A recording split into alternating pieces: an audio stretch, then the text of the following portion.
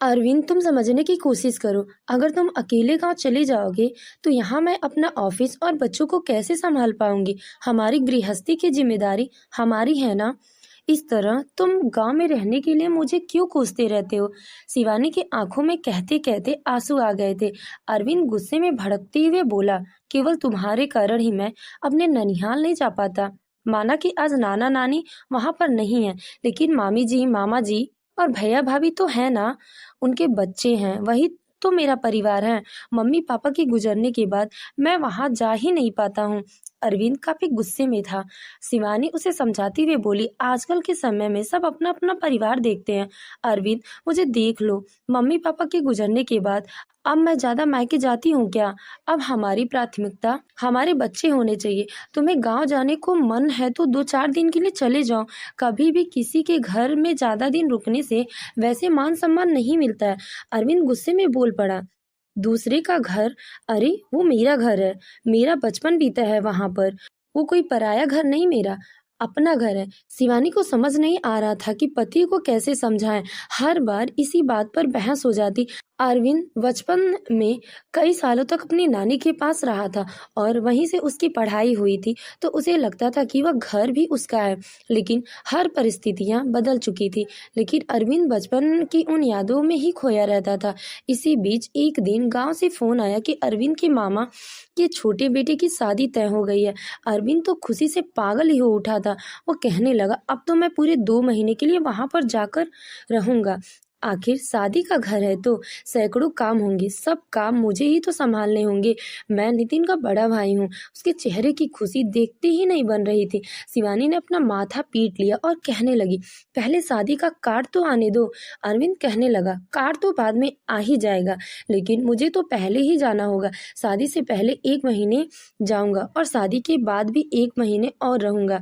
कितने दिनों से मेरा वो घर मुझसे छूटा हुआ है, लेकिन इस बार मैं किसी की नहीं सुनूंगा। शिवानी परेशान हो गई थी और कहने लगी, लेकिन मेरे ऑफिस में इतनी छुट्टी नहीं मिलेगी मुझे। अरविंद कहने लगा, छुट्टी तो मुझे भी नहीं मिलेगी, लेकिन मैं 1 महीने की तनख्वाह कटवाने के लिए तैयार हूँ। शिवानी असमंजन भरी नजरों से उसे देखते हुए बोली, और बच्चों की पढ़ाई का क्या होगा। वो कहने लगा, बच्चे कुछ दिन एडजस्ट कर लेंगे, बाकी गर्मी की छुट्टियां तो है ही, सब मैनेज हो जाएगा। बस तुम बखेड़ा मत खड़ा करना। शिवानी हतप्रभ उसे देखती रह गई।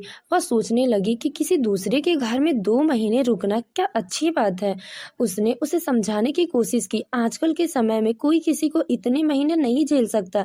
वह कहने लगा, मैं वहां पर 2 साल रहा हूँ, 2 महीने तो फिर भी कम है। इतने में मेरा मन भी संतुष्ट नहीं होगा। शिवानी का गुस्सा तो बहुत आ रहा था, लेकिन उसने सोचा कि चलो इस बार अरविंद को दिखाई देते हैं कि दूसरे को घरों में ज्यादा दिनों तक मेहमान बन के रहना ठीक नहीं होता। उसने भी हथियार डालते हुए कहा, ठीक है अरविंद, इस बार मैं ऑफिस से वर्क फ्रॉम होम ले लेती हूँ और मैं भी 2 महीने तक तुम्हारे साथ रहूंगी और बच्चों का स्कूल भी मिस हो जाने दो। इस बार तुम्हारी इच्छा भी पूरी कर ही देते हैं। ये सुनकर अरविंद खुशी से चमक उठा। उसे समझ नहीं आ रहा था कि आजकल के समय में लोग रिश्तेदार को भी बोझ समझते हैं। खैर, 1 महीने पहले ही वह अपने मामा के घर पहुंच गया। वहां पर उसे अचानक से देखकर उसके मामा जी बोल पड़े, अरविंद तुम अचानक यहाँ कैसे? इतने सालों तक तो कभी हमारी याद नहीं आई। अरविंद थक बगाते हुए बोला, मामा जी, जिम्मेदारियों में समय ही नहीं मिला, लेकिन इस बार मैं फुर्सत से आया हूँ। आखिर नितिन की शादी जो है। मामा जी चौंक गए और कहने लगे, नितिन की शादी तो अगले महीने है, अभी तो हमने किसी को कार्ड भी नहीं भिजवाया। अरविंद सकुचाकर उसके चेहरे की ओर देखने लगा। उसे कुछ सूझ ही नहीं रहा था कि क्या जवाब दें। थोड़ी देर बाद गला साफ करते हुए कहा, मामा जी, हम किस कमरे में जाएं? वो थक गया हूँ, 3 दिनों का सफर तय करके आया हूँ ना। मामा जी ने उसे घर के पीछे वाले बने पुराने कमरे में जाने के लिए कह दिया। अरविंद सामान उठाकर अपनी पत्नी और बच्चों के साथ पीछे वाले पुराने कमरे में चला गया। वहां उसके नाना जी का कमरा उसने गुजरने के बाद वैसे ही बंद पड़ा था। उसमें नाना जी के पुराने बक्से और सामान वगैरह पड़ा हुआ था। कमरे में थोड़ी धूल थी और दीवारों का रंग उतर गया था। इसी कारण वहां का माहौल बहुत ही अजीब सा लग रहा था। वहाँ जहाँ सांस लेने में दिक्कत हो रही थी। अरविंद ने खिड़की खोल दी और खिड़की से बाहर खेतों की ओर देखते हुए बोल पड़ा, वो आम का पेड़ देख रहे हो तुम लोग?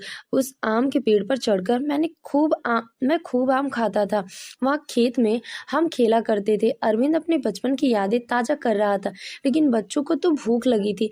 उसका बेटा कहने लगा, पापा बहुत भूख लगी है। तो अरविंद कहने लगा, अभी मामा जी नाश्ता करने के लिए बुलाएंगे, जल्दी से हाथ मुंह धोकर तैयार हो जाओ तुम लोग। भूख तो उसे भी बहुत लगी थी और उसे लगा था कि घर में इतनी सारी गाय हैं तो खूब दूध दही खाऊंगा। घर के पिछवाड़े ही सब्जियां उगी हुई थी तो उसे लग रहा था कि ताजी हरी सब्जियां भी खाने के लिए भरपूर मिलेगी। वह काफी खुश था। नहा धोकर तैयार होते होते दोपहर का समय हो गया, लेकिन अभी तक उन लोगों को किसी ने नहीं पूछा था। अरविंद पीछे से घूमते हुए बाहर हॉल में आकर बैठ गया।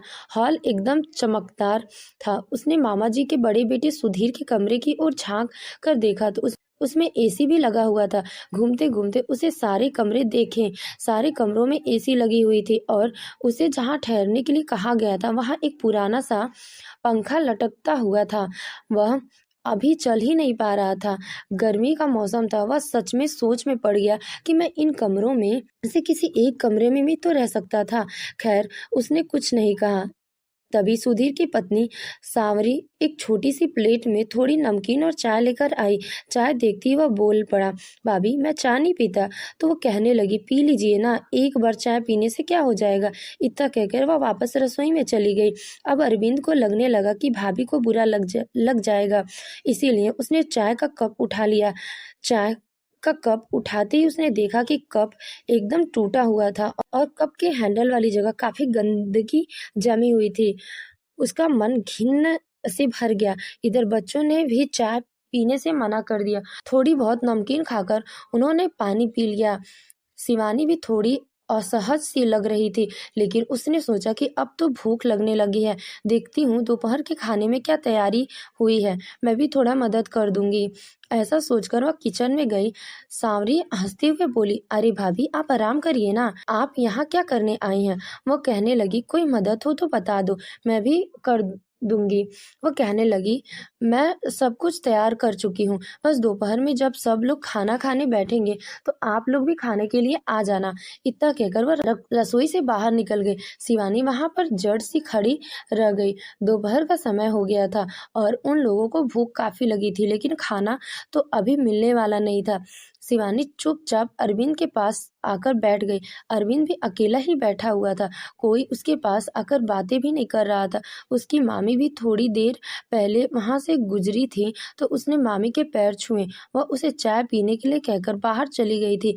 अरविंद को लग रहा था कि जैसे वह घर में कोई अनचाहा मेहमान हो, लेकिन वह कुछ बोल नहीं रहा था क्योंकि वह हमेशा अपनी पत्नी से इस बात पर झगड़ा किया करता था। आखिरकार बैठे बैठे अरविंद परेशान हो गया तो कहने लगा, चलो थोड़ा आराम कर लेते हैं, और जाकर कमरे में लेट गया।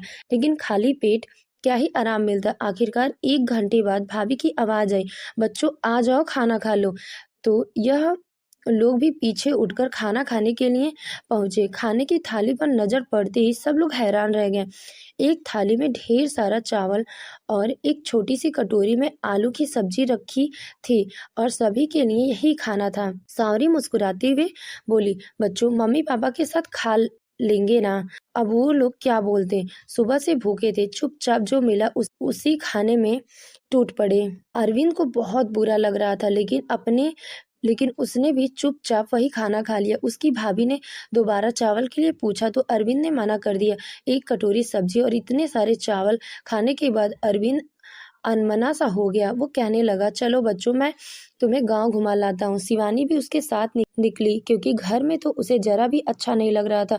बाहर निकलकर अरविंद ने बच्चों को समोसा और गुलाब जामुन खिलाए और सोच में पड़ गया कि ऐसे कैसे दिन चलेंगे। आज तो पहला दिन था, खाने पीने पर ही मुसीबत सबसे पहले आ रही है। उसे तो लग रहा था कि इतने सालों के बाद तो मामा जी उसके साथ बैठकर बातें करेंगे, उसके बच्चों को प्यार दुलार मिलेगा, लेकिन कोई उसे पूछ भी नहीं रहा था। धीरे धीरे उसके करके 1 सप्ताह का समय निकल। नाश्ते में तो उन लोगों को कुछ मिलता ही नहीं। सुबह को 10 बजे लगभग 1 कप चाय मिल जाती। अब दोपहर तक उन लोगों को भूखे रहने की आदत नहीं थी। अरविंद तो सवेरे 7 बजे ही नाश्ता करके ऑफिस के लिए निकल जाता था, तो उसे सुबह जल्दी भूख लग जाती थी और चाय तो वह कभी पीता ही नहीं था, लेकिन मजबूरी में चाय पीनी पड़ रही थी। एक दिन ऐसे ही रविवार का दिन था, तो सब लोग सोए हुए थे। अरविंद रोज की तरह सुबह जल्दी उठ गया। नहा धोकर तैयार होकर वो बाहर एक चक्कर खेतों में लगाकर आया। अब उसे खेतों और हरियालियों से ज्यादा इस बात की चिंता सताती थी कि नाश्ता कब मिलेगा। बच्चे भी भूख से परेशान हो जाते थे। गांव में आसपास कोई ढंग की दुकान भी नहीं थी और रोज बच्चे समोसा वगैरह खाना नहीं चाहते थे। आज सुबह 11 बजे तक कुछ भी खाने को नहीं मिला। ऊपर से जब उसकी भाभी ने इतनी मीठी चाय लाकर दी, तब सबके सब्र का बांध टूट गया और उसे लगने लगा कि इस तरह तो सबकी तबीयत खराब हो जाएगी। एक सप्ताह में ही बच्चों का चेहरा उतर गया। उसी दिन उसने एक एजेंट को बोलकर घर वापस जाने का टिकट करवा ली और 2 दिनों के बाद ही सामान पैक करके तैयार हो गए। उसने सामान पैक करते हुए देखकर शिवानी हैरानी से बोली, हम कहीं जा रहे हैं क्या? वह कहने लगा, हाँ, हम घर वापस जा रहे हैं। इस तरह ना तो यहाँ कोई ढंग से खाने पीने को दे रहा है और ना ही कोई मुझसे ठीक से बात कर रहा है, तो फिर यहाँ इतने दिनों तक रहने का क्या फायदा है? शायद तो जो अपनापन मैं ढूंढ रहा था वह अब नहीं मिल सकता। वह उदास हो गया तो शिवानी बोली, अब पता चला कि भूख क्या होती है। दूसरों के घर में इसीलिए कहा जाता है कि ज्यादा दिनों तक नहीं रहते। उसी दिन वह लोग घर से निकल गए। उन लोगों को रोका तक नहीं गया। ऑटो में बैठे हुए अरविंद ने पीछे पलटकर देखा। घर में किसी चीज की कमी नहीं थी। अनाज के भंडार भरे हुए थे। घर के पीछे ताजे फल सब्जियां थी, लेकिन शायद लोगों के दिल में इतनी जगह ही नहीं थी कि वह लोग किसी को सम्मान दे सके। शादी के समय बस वह 2 दिनों के लिए आया और शादी अटेंड करके वापस चला गया, क्योंकि वह भी समझ गया था कि आजकल के समय में किसी के घर 2-4 दिन से ज्यादा नहीं रुकते। तो दोस्तों, कहानी पसंद आई हो तो कमेंट जरूर करिए और नई कहानियों के लिए चैनल से जुड़िए। धन्यवाद।